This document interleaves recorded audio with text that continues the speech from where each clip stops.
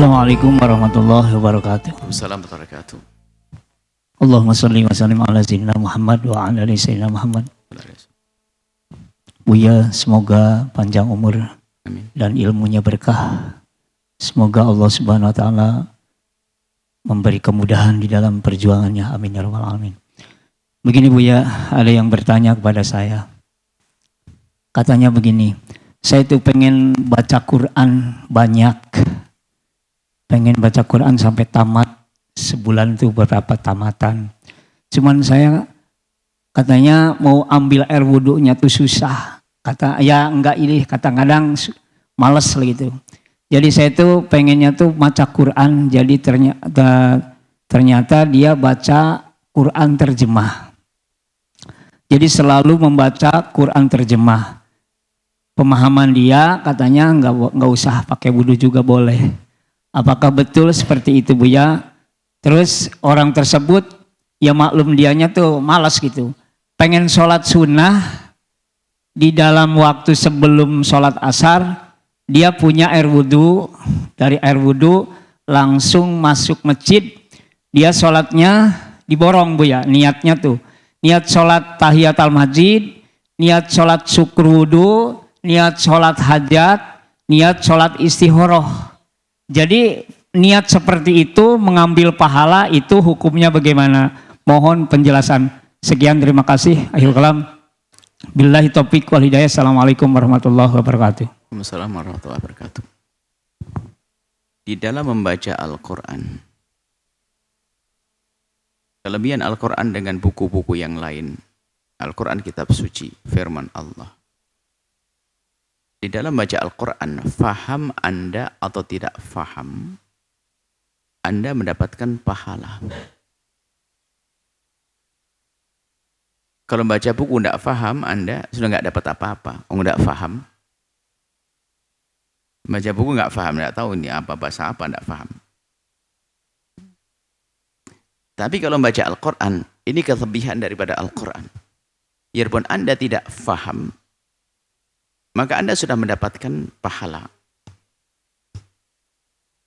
Bahkan kadang diberi oleh Allah pemahaman yang unik. Tiba-tiba kuat imannya, tiba-tiba senang berderma, padahal dia tidak paham ayat mana yang menyuruh saya bersedekah tadi, tidak ada. Itu berkat Al-Quran, karena sudah berada di hatinya, sudah menguasai hatinya Al-Quran, sehingga hatinya mudah tertata. Jadi penting baca Al-Quran. Kemudian tingkat selanjutnya lebih tinggi adalah mentadabburi firman-firman Allah, merenung. Tentunya dengan merenung ini ada catatannya. Merenungi firman-firman Allah, berusaha untuk faham. Ya, berusaha untuk faham bisa saja. Kita mencoba membaca, mungkin Anda mengerti bahasa Arab. Tapi di dalam Al-Quran ini ada beberapa hal yang tidak bisa difahami begitu saja oleh akal orang yang ngerti bahasa Arab. Sehingga para ulama pun berbeda di dalam memahami. Ulama saja berbeda pendapat, bagaimana kita. Sehingga tetap harus menggabungkan dua hal. Tidak boleh malas. Berguru tetap, berguru belajar, berguru tafsir. Berguru tentang memahami Al-Quran. Dan yang diperintahkan oleh Allah ya mentadabburi. Dalam Al-Quran banyak riwayat untuk kita mentadabburi firman-firman Allah. Merenungi firman-firman Allah, bukan hafalan. Hafalan tidak ada perintah kok, tapi hafalan mulia. Hafalan mulia. Cuman hari ini ada orang memang sibuk hafalan, tapi tidak melangkah kepada merenungi firman-firman Allah. Sehingga yang didapat hanya hafalan saja. Tidak mengerti halal dan haram. Kata Syekh Sya'rawi, "Umirna bi tadabburil Qur'ani." Kami diperintah untuk merenungi firman-firman Allah. Wa qad takaffalallahu bihifdih. Allah yang menjaga Al-Quran. Walakinnana insyaghalna bihifdhihi wa tarakna tadabburah. Tapi kita lebih sibuk untuk menghafal, tapi kita tidak mencoba merenungi firman-firman Allah. Sehingga setelah seorang menghafal Al-Quran, hendaknya naik pangkat untuk mencoba merenungi firman-firman Allah, maka di sini belajar ilmu bahasa. Bersandar kepada terjemahan lumayan boleh, sebab yang menerjemahkan tentu orang yang mengerti bahasa Arab. Cuma yang dulu diperhatikan terjemahan siapa ini. Jangan-jangan nanti ada disisipkan tentang akidah yang sesat dan menyesatkan. Maka sampaikan kepada yang bersangkutan, bisa disodorkan kepada yang bersangkutan, sodor kepada tokoh-tokoh ulama yang akidahnya benar. Bolehkah saya baca terjemahan ini? Sebab sekarang ada orang menumpangkan kesesatannya lewat terjemahan, hati-hati. Anda bisa menyodorkan kepada tim yang ada di sini, langsung lihat terjemahannya ini. Bahkan ada orang berikan hadiah banyak di sini adalah Quran terjemahan, nggak boleh dibaca sama anak-anak. Karena terjemahannya adalah terjemahan yang membawa kesesatan. Karena yang menerjemahkan bukan orang yang punya akidah yang benar. Dia punya akidah sendiri yang sesat, lalu menerjemahkan Al-Quran. Maka itu bahaya. Ya, maka berpegang kepada terjemahan yang diterjemahkan oleh Depak, itu jauh lebih aman, biarpun nanti ya itu sambil tetap berguru kepada ustadz yang bisa menerjemahkan, menjelaskan Al-Quran dengan baik. Nah pertanyaannya dia adalah, di Ramadan ini main yang lebih, dua-duanya kalau bisa, sambil membaca dan sambil merenungi, ada target. Sambil membaca, sambil merenungi, bacanya pelan-pelan, jangan kebut-kebutan. Jadi yang penting itu, sekarang pakai waktu durasi saja deh. Jadi durasi itu kemudian Anda jadikan Anda dengan Al-Quran, bukan kebut-kebutan. Oke. Anda misalnya, Anda ingin menjadikan 24 jam dalam sehari ini untuk baca Al-Quran berapa jam? Oke, yang sedang ngebut menghatamkan Al-Quran. Saya pengen menghatamkan Al-Quran seminggu sekali. Oke. Seminggu sekali Anda hatam, berarti Anda dalam sehari berapa jam Anda membaca? Itu 7 jam. Anggap saja 7 jam, karena kurang lebih 1 jam kurang sedikit sudah 1 juz. Bagi yang kelas ngebut ya. Berarti kalau 10 juz itu kan ya 7 jam. Oke, berarti 7 jam itu yang harus Anda jadikan untuk Al-Quran. Bukan ukurannya adalah khatamnya Anda.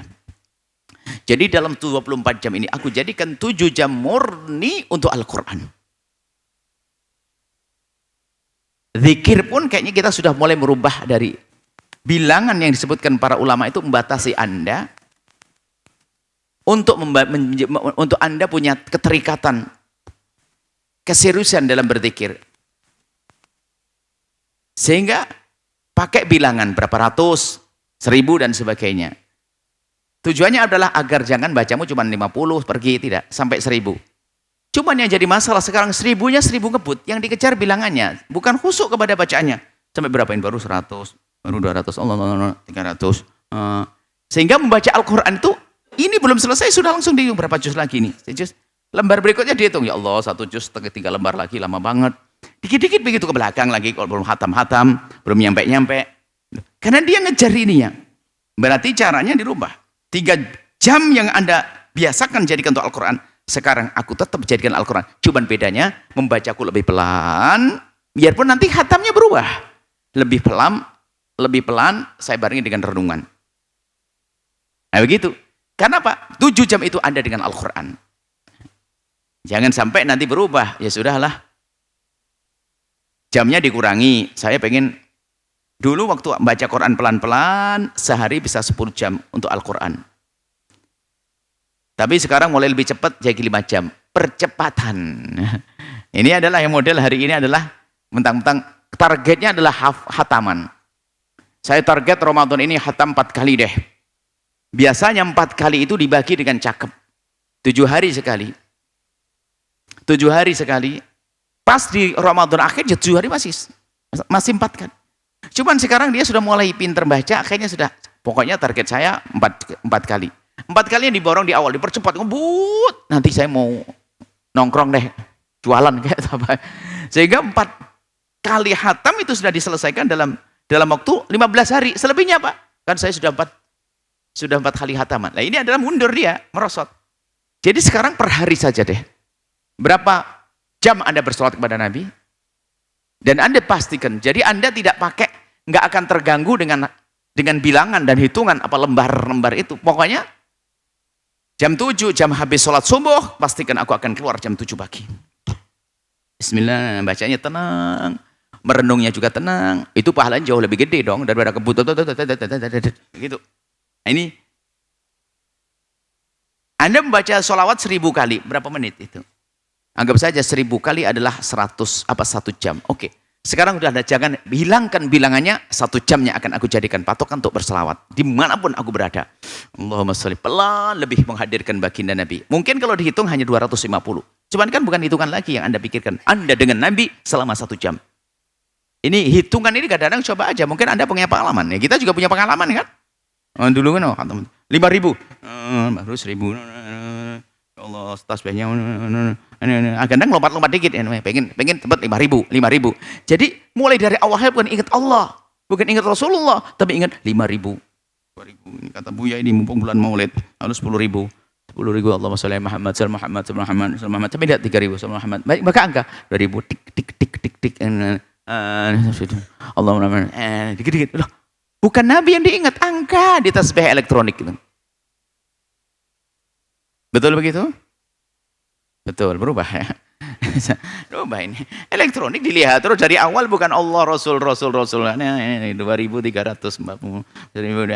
Nah ini baca Al-Quran kita mungkin sistem waktu saja. Sehingga tidak ada celah hawa nafsu untuk melepaskan Anda dari Al-Quran. Nah, setelah itu boleh Anda bagi tetap ada pembacaan resmi, kemudian dibarengi dengan tadabbur, membaca terjemahan juga sah-sah saja. Karena membaca terjemahan membantu untuk faham. Tapi ditambah lagi, jangan lupa berguru. Kalau tadi yang ditanyakan orang malas, tidak mau berguru. Nah ini. Kemudian yang kedua adalah, jadi mirip, memang tipis sekali antara pemalas sama orang alim yang soleh. Ya, orang alim soleh itu misalnya begini. Orang alim soleh sama pemalas tuh mirip. Harus hati-hati. Pemalas. Jadi pemalas itu, ya kayak tadi, sholat itu digabungin. Pemalas dia.